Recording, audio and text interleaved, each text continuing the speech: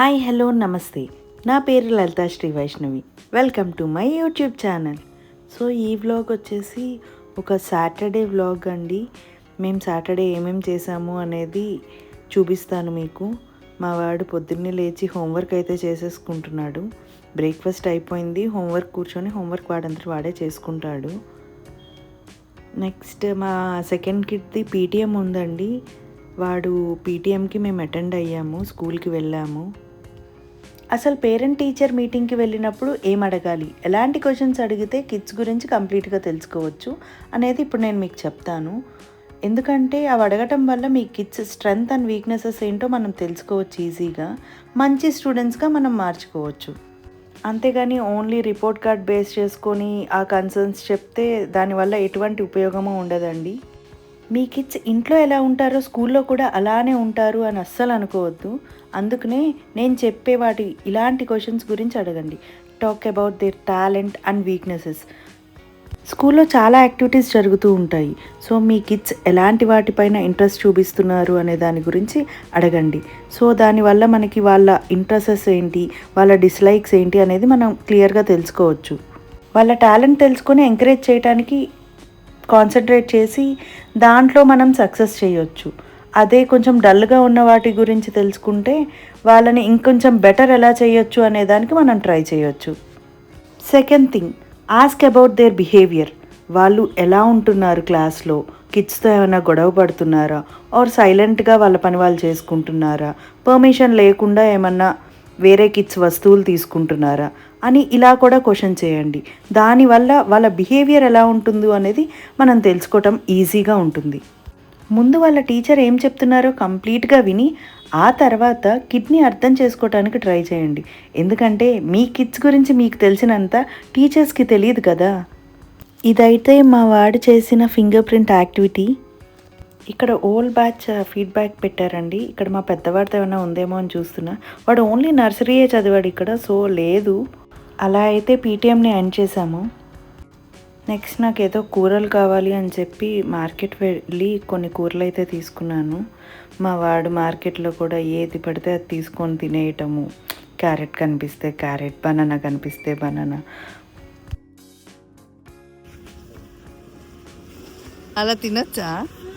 అలా తినొచ్చా? డబ్బులు ఇవ్వాలి కదా. ఇవ్వాలి కదా వాళ్ళకి. నువ్వు తింటున్నావు కదా, మరి డబ్బులు ఇవ్వకుండా ఎలా తినాలి? అయితే ఇక్కడ ఉండిపో నువ్వు, నేను డాడీ వెళ్తున్నాం. Bye bye bye. ఈవినింగ్ వచ్చేసి Sim and Sam party play zone అని చెప్పి వెళ్ళామండి. లొకేషన్ వచ్చేసి ప్రిస్టన్ ప్రైమ్ మాల్ గచ్చిబౌలిలో. సో ఇలా ప్లే జోన్స్కి తీసుకెళ్ళటం వల్ల వాళ్ళ ఇమాజినేషన్ అండ్ క్రియేటివిటీ పెరుగుతుంది. అక్కడ డిఫరెంట్ టైప్స్ ఆఫ్ యాక్టివిటీస్ అన్నీ పిల్లలతో మింగిల్ అవ్వటము అన్నీ తెలుస్తాయి కదా. మా వాడైతే ఇక్కడ ఆదిత్యకి గిఫ్ట్ ఇచ్చాడు, వాడేదో తీసుకొచ్చి.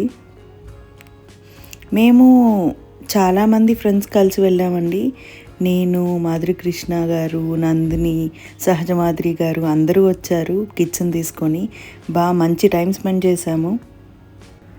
ఇలాంటి ప్లే జోన్స్కి పిల్లల్ని తీసుకెళ్ళటం వల్ల వాళ్ళకి వాళ్ళ హ్యాపీనెస్ అండ్ జాయ్ని మనం చక్కగా ఎంజాయ్ చేయొచ్చు.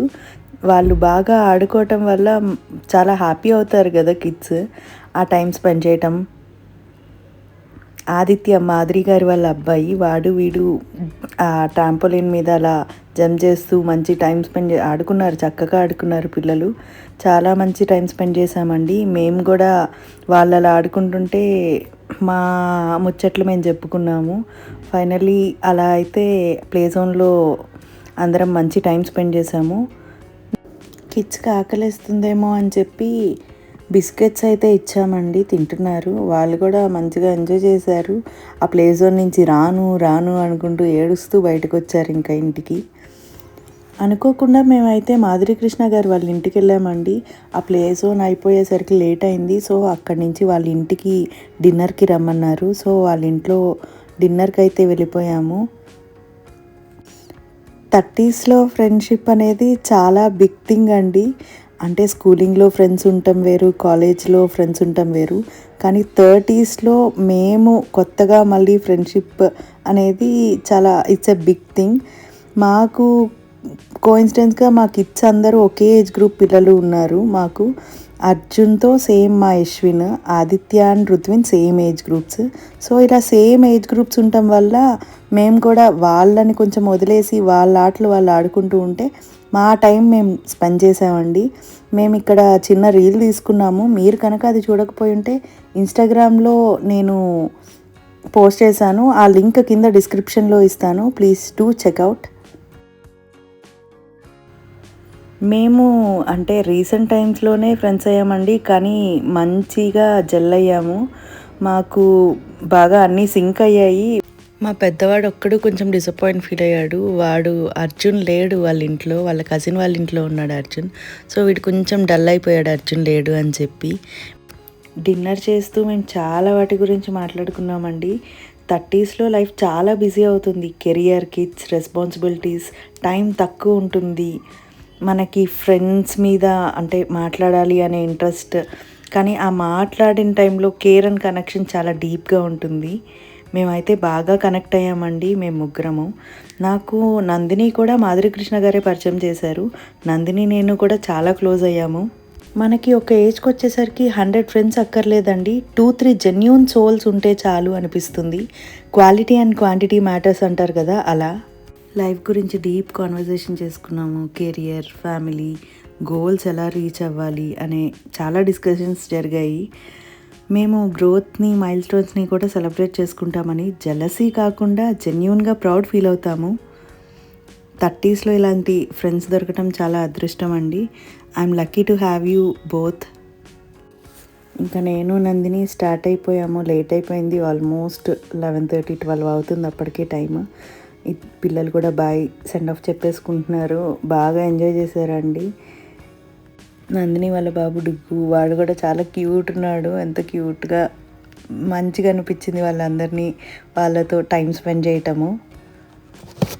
మేము ఫ్రెండ్స్ అవుతామేమో కానీ మాకు సేమ్ ఏజ్ గ్రూప్స్ కిడ్స్ ఉండటం అదొక అదృష్టం అండి. వాళ్ళు బాగా ఎంజాయ్ చేశారు, మాకు మా టైం ఇచ్చారు. ఇంకా అందరం సెండ్ ఆఫ్ చెప్పేసుకొని ఎవరింటికి వాళ్ళకి స్టార్ట్ అయిపోయాము. సో, నాకు వెళ్ళే ముందు మన తెలుగు సాంప్రదాయం ప్రకారం తాంబూలం ఇచ్చి పంపించారు. మన రూట్స్ అండ్ ట్రెడిషన్ని ఫాలో అవటం చాలా మంచిదండి. మేము ఫాలో అవుతాము. మేము ఎప్పుడూ కలుస్తూనే ఉంటామండి. మా హస్బెండ్స్ కూడా ఈసారి కలిశారు. సో, ఫైనల్లీ ఈ వ్లాగ్ని ఇలా ఎండ్ చేస్తున్నాను. Thank you for watching.